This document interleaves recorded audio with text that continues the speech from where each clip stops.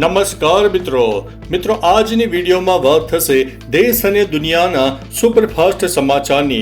સૌથી મોટા સમાચાર સામે આવી રહ્યા છે અમદાવાદથી. અમદાવાદમાં 12 જૂને અમદાવાદથી લંડન જતું વિમાન દુર્ઘટનાગ્રસ્ત થઈને બીજે મેડિકલ હોસ્ટેલ ખાતે અથડાયું, જેમાં 279 લોકો મૃત્યુ નિપજ્યા છે. આ દુર્ઘટનામાં મૃતકોની ઓળખ માટે DNA મેચ કરવાની કાર્યવાહી શરૂ છે. મળતી માહિતી મુજબ અત્યાર સુધીમાં 202 મૃતકોના DNA મેચ થઈ ચૂક્યા છે. જોકે હજુ સુધી DNA મેચ કરવાની પ્રક્રિયા ચાલુ છે.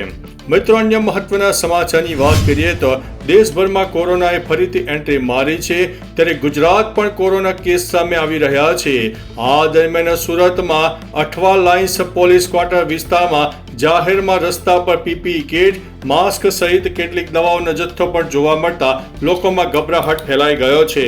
મિત્રો, મહત્વનું છે કે પાલિકા દ્વારા બાયોમેડિકલ વેસ્ટના નિકાલ માટે ખાસ વ્યવસ્થા કરી હોવા છતાં પણ જાહેર રસ્તા પર PPE કિટ સહિતની સામગ્રી ફેંકાતા તંત્ર ચોંકી ઉઠ્યું છે. સમગ્ર મામલે પાલિકાએ પોલીસ ફરિયાદ નોંધાવી હોવાનું સામે આવ્યું છે. જ્યારે PPE કિટ સહિતનો જથ્થો કોણ ફેંકી ગયો અને શું છે સમગ્ર મામલો, તેને લઈને પોલીસે પાલિકા સાથે તપાસ હાથ ધરી છે. મિત્રો, અન્ય મહત્વના સમાચારની વાત કરીએ તો રાજકોટથી દુઃખના સમાચાર સામે આવ્યા છે. પ્રાપ્ત માહિતી અનુસાર રાજકોટ શહેરના રૈયા વિસ્તારમાં આવેલા રૈયાધાર મફતિયાપરામાં રહેતા જીવનભાઈ ડઢાણિયાની 4 વર્ષની પુત્રી કિંજલ તેની મમ્મીની સાથે નજીકમાં રહેતા તેના માસીના ઘરે ગઈ હતી. ત્યારે સાંજના 5 વાગ્યાની આસપાસ ઘરે પર ફરતી વખતે વરસાદ શરૂ થઈ ગયો હતો. ત્યારે રસ્તામાં ભૂલથી જીવતા વીજ વાયરને અડી જતા કરંટ લાગ્યો હતો. બાળકીને પ્રાથમિક સારવાર આપવામાં આવી, બાદમાં હોસ્પિટલ પર લઈ જતી વખતે રસ્તામાં દમ તોડી દીધો. અચાનક જ પરિવારે પોતાની માસૂમ દીકરી ગુમાવતા માતા પિતા પડી ભાગ્યા છે. મિત્રો, અન્ય મહત્વના સમાચારની વાત કરીએ તો કેદારનાથથી મોટા સમાચાર સામે આવ્યા છે. કરોડો હિન્દુઓની આસ્થાના કેન્દ્ર કેદારનાથમાં રેકોર્ડ બ્રેક શ્રદ્ધાળુઓ દર્શન કરવા આવી પહોંચી રહ્યા છે. છેલ્લા વર્ષોની તુલનામાં આ વર્ષે જે રીતે યાત્રાની રફતાર વધી રહી છે તેના પરથી એવું લાગે છે કે આ વર્ષની કેદારનાથ યાત્રા નવો ઇતિહાસ લખશે. યાત્રાકાંડના માત્ર 47 દિવસમાં જ શ્રદ્ધાળુઓના દર્શનનો આંકડો 11 લાખની ઉપર પહોંચી ગયો છે. મિત્રો, અન્ય મહત્વના સમાચારની વાત કરીએ તો વડોદરાની સૌથી મોટી સહકારી સંસ્થા Baroda central bank 80,000 debit card અને 335 માઇક્રો ATM કાર્ડ આપશે.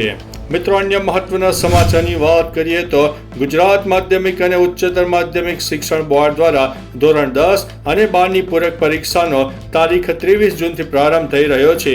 આ વખતે બોર્ડ દ્વારા તમામ વિષયોની પૂરક પરીક્ષા લેવાનો નિર્ણય કરવામાં આવ્યો છે. મિત્રો, અન્ય મહત્વના સમાચારની વાત કરીએ તો રાજ્યમાં ચોમાસું ભરપૂર બેસી ગયું છે. રાજ્યના ઘણા જિલ્લાઓમાં તો શરૂઆતથી જ મેઘરાજાએ ધમાકેદાર બેટિંગ કરી રહ્યા હોવાથી લોકોને કાળઝાળ ગરમીમાંથી રાહત પણ મળી રહી છે. તેની સાથે રાજ્યની વીજ માંગમાં પણ નોંધપાત્ર ઘટાડો થયો છે, જેના કારણે વીજ કંપનીઓ પરનું ભારણ પણ ઘટ્યું છે. મિત્રો, અન્ય મહત્વના સમાચારની વાત કરીએ તો વડોદરાના ખેડૂતે કંઈક પકવ્યું છે કંઈક અલગ. મલેશિયન સફેદ જાંબુનો સફળ પ્રયોગ હાથ ધર્યો છે. બજારમાં વેચાય છે આ જાંબુ 400 રૂપિયા પ્રતિ કિલો. મિત્રો, અન્ય મહત્વના સમાચારની વાત કરીએ તો કેનેડામાં ચાલી રહેલા 51માં G7 શિખર સંમેલનમાં ભારત અને ફ્રાન્સના ઉષ્માભર્યા સંબંધો ફરી એકવાર જોવા મળ્યા છે. જ્યારે વડાપ્રધાન નરેન્દ્રભાઈ મોદી અને ફ્રાન્સના રાષ્ટ્રપતિ ઇમાન્યુઅલ મેક્રોન સામે આવ્યા ત્યારે ઉષ્માભર્યા વાતાવરણમાં વાતચીત શરૂ થઈ હતી. બંને એકબીજાને ગળે લગાવ્યા અને હળવું હસ્યા, પરંતુ થોડા સમય પછી વાતચીતનો મૂડ ગંભીર બની ગયો. મિત્રો, અન્ય મહત્વના સમાચારની વાત કરીએ તો અમેરિકન પ્રમુખ ડોનાલ્ડ ટ્રમ્પની સરકારે 36 દેશોને એક કડક ચેતવણી આપી છે. ટ્રમ્પે કહ્યું છે કે આ દેશોએ પોતાની મુસાફરી દસ્તાવેજોની તપાસ પ્રક્રિયામાં સુધારો લાવવા અને ગેરકાયદેસર અમેરિકામાં રહેતા પોતાના નાગરિકોની સ્થિતિને સંબોધિત કરવા માટે તાત્કાલિક પગલાં ભરવા પડશે. આ દેશોએ બુધવાર સુધીમાં પોતાની કાર્યવાહી યોજના રજૂ કરવાનો સમય આપવામાં આવ્યો છે.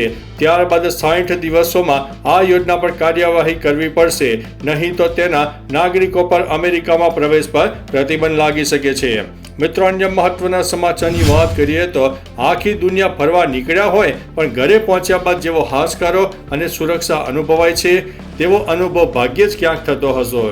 આજના સ્પર્ધાત્મક યુગમાં ઘરની સાથે કેવા શહેરોમાં રહો છો તે પણ મહત્વનું છે. હાલમાં જ ધ ઇકોનોમિક્સ ઇન્ટેલિજન્સ યુનિટ દ્વારા જારી 2025 ગ્લોબલ લિવેબિલિટી ઇન્ડેક્સમાં ચોંકાવનારો ખુલાસો પણ થયો છે. આ ઇન્ડેક્સમાં આરોગ્ય, શિક્ષણ, સંસ્કૃતિ અને સુરક્ષાના માપદંડો સાથે રહેવાલાયક ઉત્કૃષ્ટ શહેરોની યાદીમાં ભારતનું સ્થાન ટોપ 10માં પણ આવતું નથી. ભારત તો છોડો, અમેરિકાના પણ 1% નામ ટોપ 10માં નથી જોવા મળ્યું. તો ચાલો મિત્રો, ફરીથી દેશ અને દુનિયાના સુપરફાસ્ટ સમાચાર લઈને મળતા રહીશું. ત્યાં સુધી અમને રજા આપશો. નમસ્તે.